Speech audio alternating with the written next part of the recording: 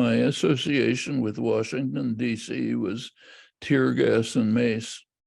Well, another thing I would like to address then is you talk about the need for a popular movement, and particularly as far as I imagine it, that would take the form of protests. And part of what we see in Europe is a sort of authoritarian sweep of legislation that is very much trying to cut down on the amount of activism.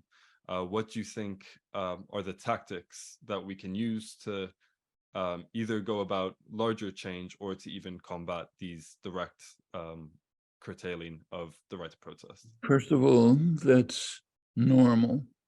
You expect state power to be used by the forces that control the state to protect themselves. You take a look at the history of labor, especially in countries like the United States, which has a more extreme form of business rule than most others do for historical reasons. Very violent labor history. Into the late 1930s, my childhood, workers were getting murdered on strikes by security forces and so on. I sometimes watched these as a child, picket lines being attacked and so on. That's natural.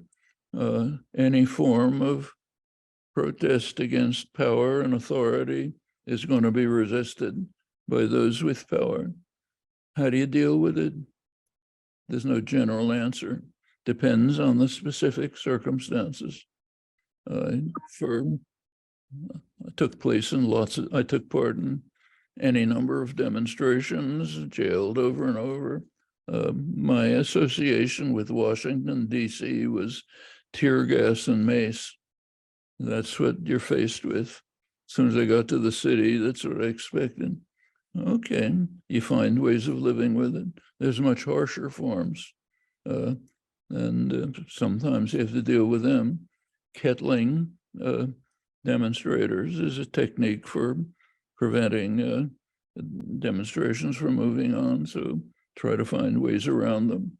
But there's no, it takes clever tactics on the part of the demonstrators, but you have to deal with the circumstances that exist. There's no formulas. Just understand what's happening.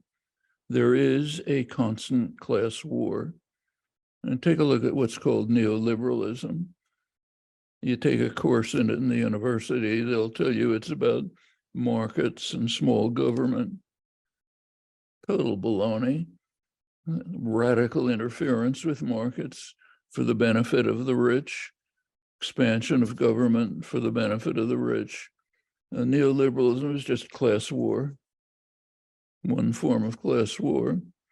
I gave you some numbers, $50 trillion, a pretty nice estimate for 40 years.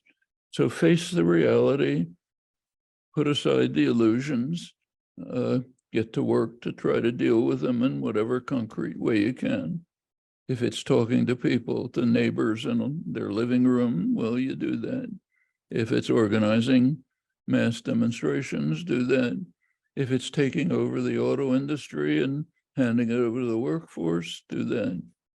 There's no, you have to be practical and pragmatic. What can we do? What can be achieved under existing circumstances? Let's push the boundaries.